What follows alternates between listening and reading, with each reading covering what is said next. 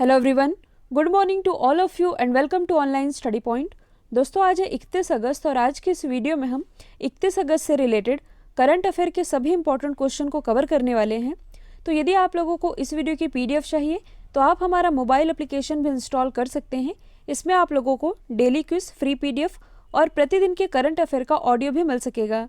साथ ही आप लोगों की डिमांड पर ही अब आप लोगों को इस मोबाइल एप्लीकेशन पर ऑनलाइन स्टडी पॉइंट के सब्जेक्ट वाइज नोट मिल सकेंगे, जिसमें आप लोगों को हिंदी, इंग्लिश क्विज ये सभी अवेलेबल होगी। लिंक डिस्क्रिप्शन बॉक्स में दी हुई है, आप लिंक पर जाकर के इस एप्लीकेशन को इंस्टॉल कर सकते हैं। और कई लोग की ये शिकायत आ रही है कि मैडम हम रेफरल कोड क्या डालें, तो देखिए आप डायरेक्ट अपने गूगल अकाउंट से इस एप्लीकेशन पर साइन इन कर लीजिए, वह एक्टिवेट हो जाएगा, तो इसे आप डाउनलोड कर सकते हैं। और अभी तक यदि आप लोगों ने चैनल को सब्सक्राइब नहीं किया है तो सब्सक्राइब कर लीजिए। साथ ही बेल आइकन दबाना बिल्कुल मत भूलिएगा, ताकि आप लोगों को हमारे सभी वीडियो की नोटिफिकेशन सबसे पहले मिल सके। तो चलिए स्टार्ट करते हैं हमारा पहला क्वेश्चन। हाल ही में अंतर्राष्ट्रीय लघु उद्योग दिवस ये कब मनाया गया है, यानी कि इंटरनेशनल स्मॉल इंडस्ट्रीज डे। तो ये भी हाल ही में मनाया गया है 30 अगस्त को।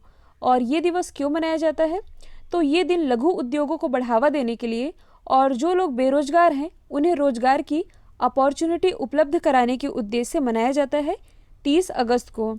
अब यदि हम अदर ऑप्शन को डिस्कस करें तो 20 अगस्त को मनाया गया है सद्भावना दिवस, राष्ट्रीय अक्षय ऊर्जा दिवस और वर्ल्ड मॉस्किटो डे, यानी कि विश्व मच्छर दिवस, ये भी मनाया गया है 20 अगस्त को ही। 26 अगस्त को मनाया गया है महिला समानता दिवस, यानी कि वुमेन इक्वालिटी डे। और 29 अगस्त को मनाया गया है नेशनल स्पोर्ट्स डे, यानी कि राष्ट्रीय खेल दिवस, जबकि अंतर्राष्ट्रीय खेल दिवस ये मनाया जाता है 6 अप्रैल को। अगला क्वेश्चन है, हाल ही में कोरोना से मौत के मामले में भारत वर्ल्ड में कौन से स्थान पर आ गया है, तो भारत अब आ गया है तीसरे स्थान पर। और यदि हम कल तक के डेटा की बात करें, यानी कि 30 अगस्त तक के यदि डेटा की बात करें, तो भारत में कोरोना से मरने वालों का जो आंकड़ा है ये 63,000 से भी ऊपर हो चुका है। इसी क्रम में पहले स्थान पर तो अभी भी यूएसए ही बना हुआ है।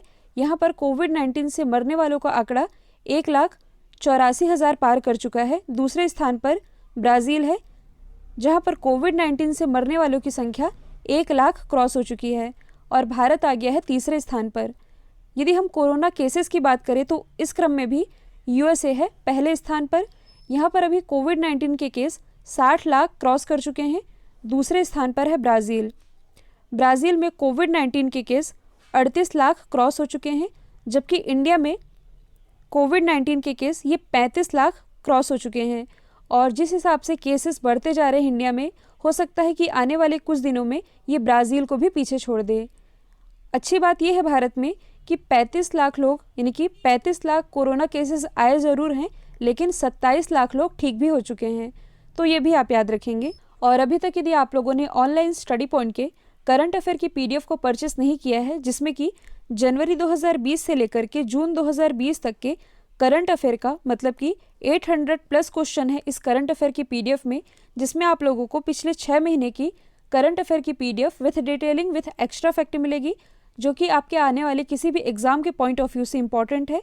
इसकी भी लिंक डिस्क्रिप्शन बॉक्स में दी हुई है, आप चाहें तो परचेस कर सकते हैं।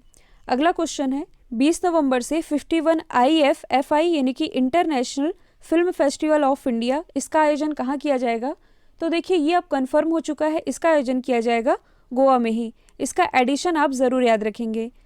तो अब यदि हम बात करें गोवा की, तो महाराष्ट्र के जस्ट नीचे ये है गोवा, जो कि क्षेत्रफल की दृष्टि से भारत का सबसे छोटा राज्य है। गोवा की यदि बात की जाए तो राजधानी है पणजी, जो कि मांडवी नदी के किनारे बसा हुआ है। मुख्यमंत्री कौन है, तो ये हैं प्रमोद सावंत। और यहाँ के जो राज्यपाल हैं ये हैं भगत सिंह कोश्यारी। भगत सिंह कोश्यारी ये तो महाराष्ट्र के राज्यपाल हैं, लेकिन अब ये गोवा का भी एडिशनल चार्ज संभाल रहे हैं। वो इसलिए क्योंकि गोवा के अभी तक जो राज्यपाल थे सत्यपाल मलिक, इनकी नियुक्ति भी हाल ही में मेघालय के राज्यपाल के रूप में कर दी गई है। इसलिए जो भगत सिंह कोश्यारी है ये अब गोवा का भी एडिशनल चार्ज संभाल रहे हैं। और आप क्या याद रख सकते हैं, तो सलीम अली बर्ड सेंचुरी ये गोवा में ही स्थित है, जबकि सलीम अली नेशनल पार्क ये स्थित है जम्मू कश्मीर में। यदि आप करंट से रिलेट करेंगे तो मैंने आप लोगों को बताया भी था कि कोविड-19 मरीजों के लिए आयुर्वेद का उपयोग करने वाला भारत का पहला राज्य ये गोवा ही बना है। अगला क्वेश्चन है, हाल ही में बीसीसीआई ने किसे आईपीएल के 3 सत्रों के लिए अपना आधिकारिक पार्टनर बनाया है? ध्यान दीजिए, यहाँ पर पार्टनर की बात की जा रही है। तो हाल ही में बीसीसीआई ने आईपीएल के 3 सत्रों के लिए ये पार्टनर बनाया है अनअकैडमी को। तो सबसे पहले हम जानेंगे अनअकैडमी के बारे में। इसकी स्थापना हुई थी 2015 में।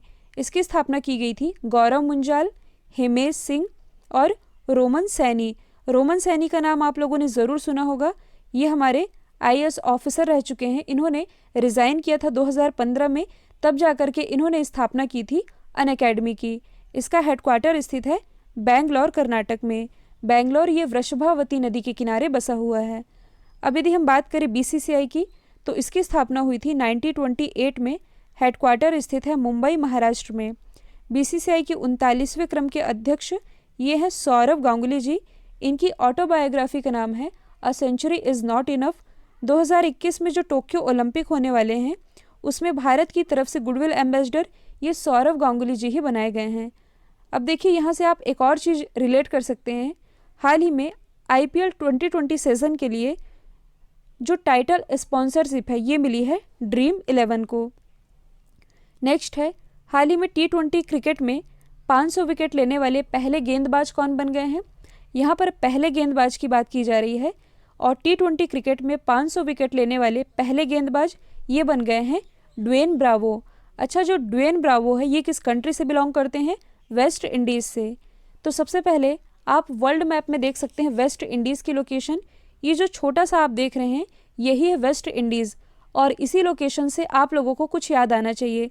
जब मैंने आप लोगों को कुछ दिन पहले स्टेट के बारे में बताया था, तब मैंने आप लोगों को एक स्टेट बताई थी फ्लोरिडा स्टेट, और स्टेट से रिलेटेड मैंने आप लोगों को ये बताया था कि जहाँ पर 2 भूभाग अलग होते हैं और 2 महासागर मिलते हैं, तब जाकर के स्टेट का निर्माण होता है।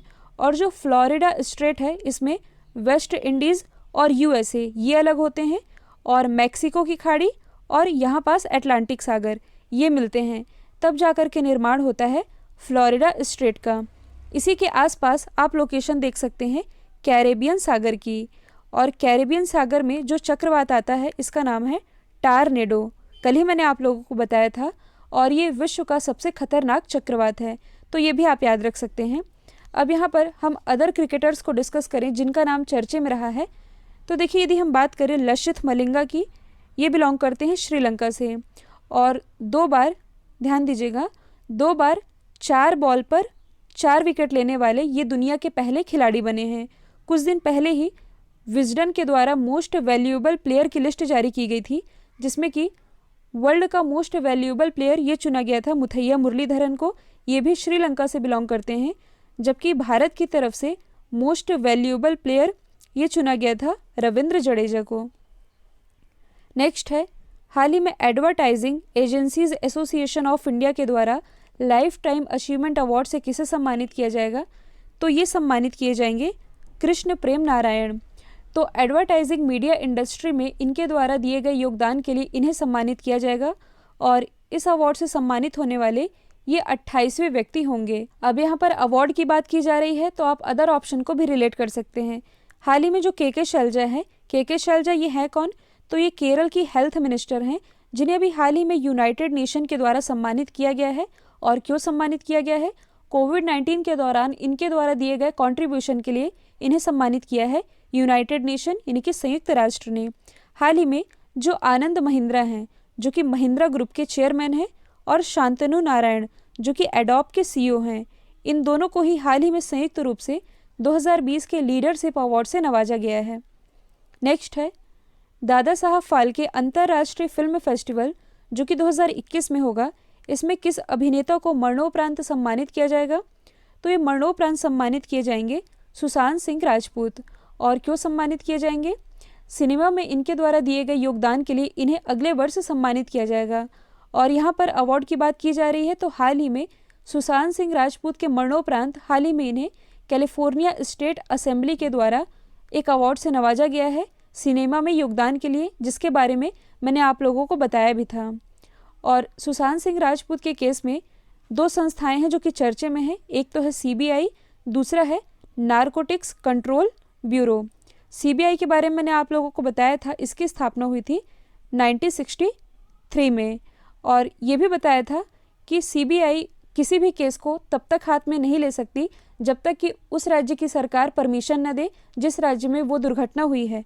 जैसे कि सुशांत सिंह राजपूत वाला केस है, तो महाराष्ट्र गवर्नमेंट जब तक परमिशन न दे सीबीआई अपने हाथ में केस नहीं ले सकती, लेकिन हाई कोर्ट या सुप्रीम कोर्ट इनके द्वारा आदेश देने पर ये इस केस को अपने हाथ में ले सकती है। यदि हम बात करें नारकोटिक्स कंट्रोल ब्यूरो की, तो इसकी स्थापना हुई थी 1986 में। इसका हेडक्वार्टर स्थित है नई दिल्ली में। और नारकोटिक्स कंट्रोल ब्यूरो ये ड्रग तस्करी से लड़ने और अवैध पदार्थों के दुरुपयोग पर रोक लगाने के लिए एक खुफिया एजेंसी है, तो ये भी आप याद रखेंगे। नेक्स्ट है, हाल ही में विश्व उर्दू सम्मेलन का आयोजन कहाँ किया गया? तो इसका आयोजन अभी हाल ही में किया गया नई दिल्ली में, और इसका आयोजन किया गया NCPUL के द्वारा।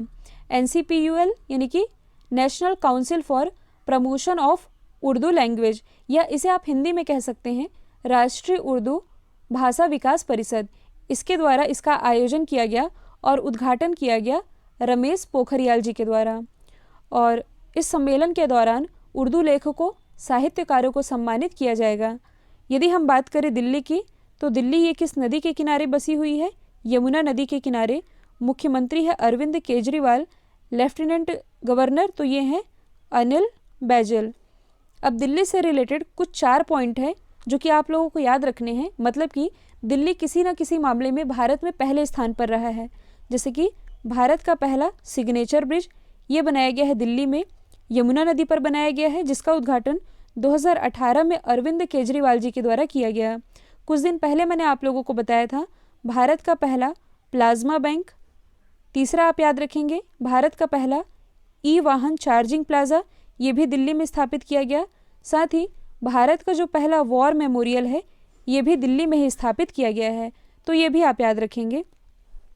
नेक्स्ट है, हाल ही में national security challenges youth scholars perspective किताब ये किसके द्वारा लॉन्च की गई है? तो ये भी हाल ही में लॉन्च की गई है मनोज मुकुंद नरवणे के द्वारा, जो कि हमारे थल सेना अध्यक्ष हैं। और ये जो किताब है ये नेशनल सिक्योरिटी यानी कि राष्ट्रीय सुरक्षा पर लिखी गई है, लॉन्च किया गया है MM नरवणे के द्वारा। अब यदि हम अदर ऑप्शन को डिस्कस करें, तो हाल ही में मनोहर लाल खट्टर जो कि हरियाणा के मुख्यमंत्री है, इनके द्वारा हाल ही में एक किताब लॉन्च की गई है। किताब का नाम है the air act 1981। Prakash Javadekar के द्वारा हाल ही में एक किताब लॉन्च की गई है जिसका नाम है कनेक्टिंग कम्युनिकेटिंग चेंजिंग, लेकिन ये किताब लिखी गई है M वेंकैया नायडू जी के द्वारा। M वेंकैया नायडू जी जो कि प्रेजेंट टाइम में हमारे वाइस प्रेसिडेंट है, अपने कार्यकाल के 3 साल पूरे होने पर इन्होंने इस किताब को लिखा है, लॉन्च किया है प्रकाश जावड़ेकर जी ने। और नरेंद्र मोदी जी जो कि भारत के प्राइम मिनिस्टर हैं, जनवरी 2020 में ही इनके द्वारा एक किताब लॉन्च की गई जिसका नाम है डिजिटल नेशन। अगला क्वेश्चन है, हाल ही में भारत वियतनाम संयुक्त आयोग की 17वीं बैठक में भारत की तरफ से किसने हिस्सा लिया? तो भारत की तरफ से पार्टिसिपेट किया था S जयशंकर ने। S जयशंकर जो कि प्रेजेंट टाइम में हमारे विदेश मंत्री हैं, और इसी संयुक्त आयोग की बैठक में इन्होंने भारत को रिप्रेजेंट किया। सबसे पहले हम जानेंगे वियतनाम के बारे में। आप मैप में देख सकते हैं, ये है वियतनाम की लोकेशन। वियतनाम की कैपिटल क्या है? ये है हनोई। करेंसी है वियतनामी डोंग। और कल जब मैंने आप लोगों को आसियान की मेंबर कंट्रीज़ के बारे में बताया था, तो ये भी बताया था कि कुल 10 आसियान की मेंबर कंट्रीज़ हैं, जिसमें कि एक वियतनाम भी है। और भारत और वियतनाम के बीच एक एक्सरसाइज होती है जिसका नाम है विम्बेक्स। और भारत और वियतनाम के बीच जो पहली मिलिट्री एक्सरसाइज विम्बेक्स था, यह आयोजित किया गया था 2018 में मध्य प्रदेश के जबलपुर में, तो ये भी आप याद रख सकते हैं। अब यहाँ पर भारत को रिप्रेजेंट करने की बात की जा रही है, तो कल मैंने आप लोगों को बताया था कि हाल ही में जो इंडिया आसियान समिट रहा था, जो कि वर्चुअली आयोजित किया गया, भारत की तरफ से हिस्सा लिया था पीयूष गोयल जी ने। और जो निर्मला सीतारमन जी हैं, जो कि प्रेजेंट टाइम में हमारे वित्त मंत्री हैं, हाल ही में G20 वित्त मंत्रियों की बैठक में इन्होंने भारत की तरफ से हिस्सा लिया था। अब यदि हम बात करें राजनाथ सिंह जी की, तो देखिए 10 सितंबर को यानी कि 10 सितंबर 2020 जो आने वाला है, इसमें एक बैठक आयोजित की जाएगी। और इस बैठक में जो राफेल है इसे वायुसेना में शामिल किया जाएगा। इस बैठक की अध्यक्षता करेंगे राजनाथ सिंह जी, तो ये भी आप याद रख सकते हैं। अब देखिए वर्ल्ड मैप वाले पोर्शन में हम लोगों ने क्या क्या कवर कर लिया है। इम्पॉर्टेंट जलधाराएं, स्ट्रेट, और कल हम लोगों ने चक्रवात को भी कवर कर लिया है। काफ़ी दिनों से आप लोगों की डिमांड आ रही थी कि विश्व के प्रमुख घास के मैदानों को भी बताया जाए, तो इसे मैं आप लोगों को लोकेशन के साथ बता देती हूँ। सबसे पहले हम डिस्कस करेंगे नॉर्थ अमेरिका वाले पार्ट में। तो नॉर्थ अमेरिका से आप लोगों को एक प्रसिद्ध घास का मैदान याद रखना है जो कि एग्ज़ाम में सबसे ज़्यादा बार पूछा जाता है, प्रेरी। ये यूएसए और कनाडा वाले लोकेशन में पाई जाती है। अब यदि हम बात करें साउथ अमेरिका वाले एरिया में, तो साउथ अमेरिका में अर्जेंटीना है, जो अर्जेंटीना में पंपास घास का मैदान पाया जाता है। जो ब्राज़ील वाला एरिया है, यहाँ पर जो घास का मैदान है इसका नाम है केम्पास। तो पंपास और केम्पास। और यहीं पास जो गुयाना है, गुयाना के पास जो घास का मैदान है इसका नाम है लानोस। तो साउथ अमेरिका से 3 घास के मैदान, पंपास, कंपास और लानोस। नॉर्थ अमेरिका में केवल प्रेरी। अब यदि हम बात करें अफ्रीका महाद्वीप में, तो अफ्रीका महाद्वीप से रिलेटेड आप लोगों को 2 घास के मैदान याद रखने हैं। एक तो है सवाना, और यहाँ आप यदि साउथ अफ्रीका वाले पार्ट में जाएंगे तो एक घास का मैदान है जिसका नाम है वेल्ड। ये भी एग्ज़ाम में कई बार पूछा जाता है। ये है यूरोप, ये है एशिया। संयुक्त रूप से ये क्या कहलाता है, यूरेशिया। और यूरेशिया में जो घास का मैदान है ये कहलाता है स्टेपी। ऑस्ट्रेलिया वाले एरिया में यदि आप जाएंगे तो यहाँ पाए जाने वाले जो घास का मैदान है इसका नाम है डाउन्स।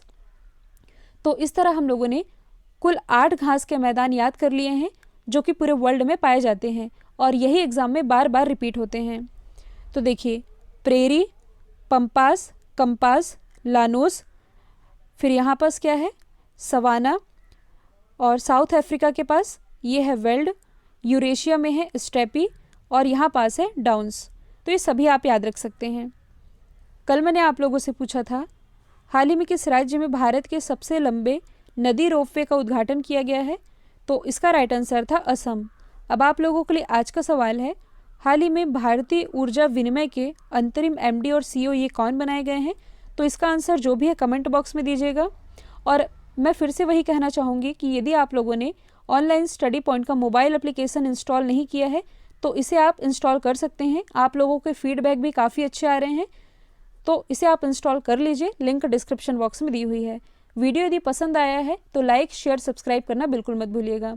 तो आज के लिए इतना ही। Thank you so much.